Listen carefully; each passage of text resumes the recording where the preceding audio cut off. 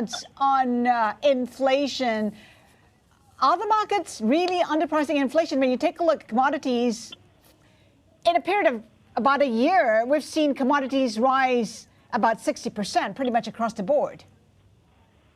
Thanks very much. Actually, if I look at the inflation and inflation expectation as priced by the market, they have come up quite considerably, matching actually our assumptions that we had about 6 months ago for inflation in the US, for US CPI to be around 2.3%, 2.4%. So market has definitely catched up in terms of where inflation is going, and inflation is going up. So what are the risks in the market then? Well, I do believe, and hearing now also what Yellen just said and Thomas' reply, I really do believe the Biden plan is big. There's no question about that. $1.9 trillion at about 9% of GDP. It's really big. It's nothing like what we had seen before outside of war periods. A big plan with a big stimulus brings also big risks, and I do believe if the plan is passes by with $1.9 trillion stimulus package, embedding also the minimum wage increase of about 20% per year over the next 4 years, then definitely we're in for more inflation than the actual forecast. 2.4% in terms of inflation that we have in terms of our forecast is already above consensus.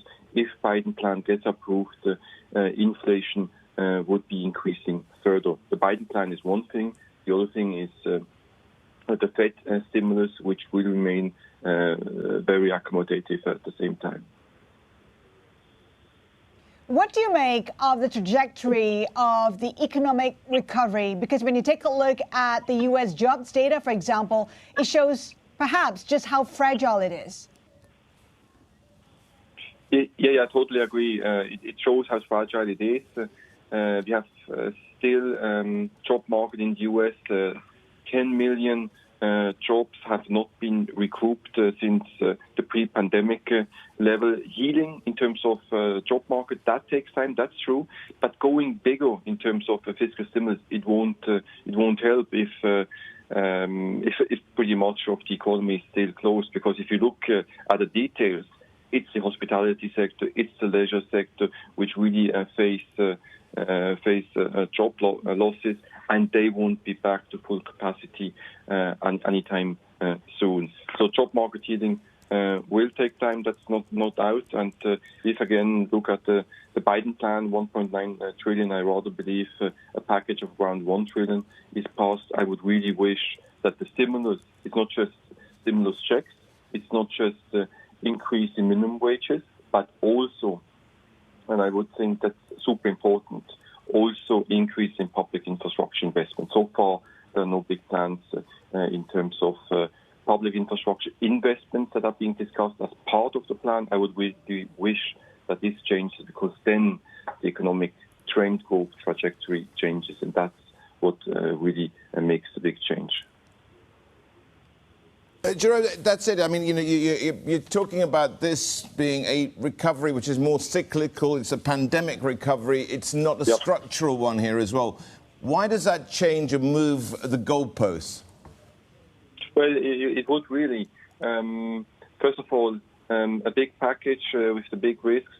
Yes, it would be cheered by markets. Yes, it would be cheered by GDP growth for 2021, and we would be looking for a GDP growth in the US in around 7 to 7.5% instead of 4.5%.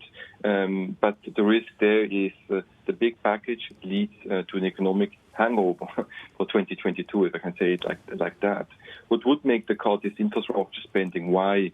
Because infrastructure spending, it has very favorable multipliers in terms of job growth. If you look at the multipliers, one investment in public infrastructure, especially if done on the PPP, private-public infrastructure spending, to avoid cost overruns and make infrastructure investments efficient. One investment in infrastructure leads to four units of GDP.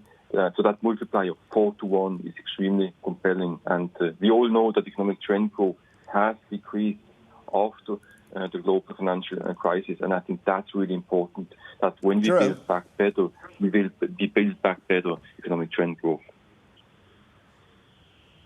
Jerome, okay, so this brings me to another question is, okay, we spend a lot of money, you have infrastructure trouble, infrastructure investment, but how much growth are you borrowing from the future to bring it now to engender a recovery?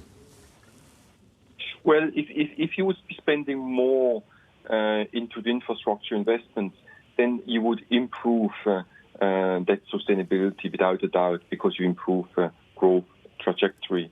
Now, if I look at how much money you are borrowing now to spend on the current plans, yeah, it is huge amounts of money. Am I worried about interest rates moving up because of that? No, I'm definitely not.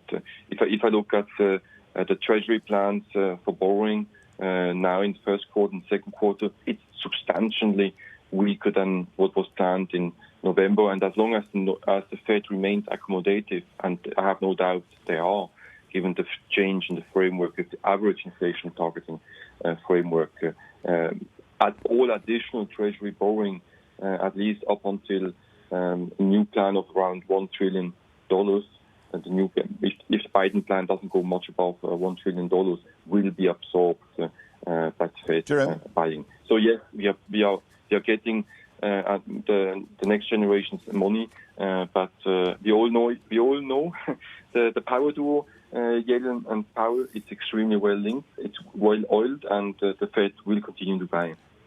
Jerome, I haven't got much time. I just want to get your take on, in essence, what's happening, what the economy will look like, what sort of era we headed to, because people, of course, have used the word unprecedented, an unprecedented number of times last year, and a new normal, etc. But you're saying that there's a new Bretton Woods regime likely to be in place. How do you define that?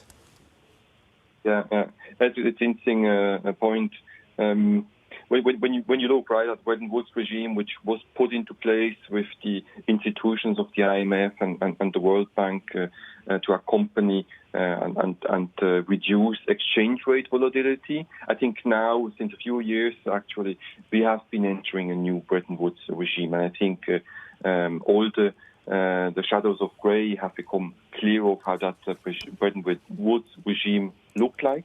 The Bretton Woods regime of interest rates, it looks like the central banks will continue to manage interest rates as they were managing exchange rates in the past. And that means not just remaining dovish and not increasing policy rates anytime soon at the short end of the curve. And the ECB, as a matter of fact, the ECB might not even hike interest rate over the next cycle. But what's more, you have jurisdictions all around the world with either yield curve controls or yield caps. And again, I have no doubt that U.S. Treasury yields along the curve, 10-year rates, will move above 1.2, above 1.4% anytime soon. Central banks need to manage interest rates. They need to manage interest rates because markets are basically in a global liquidity trap. There's too much interest rate risk out there. Interest rate is the new credit risk, by the way.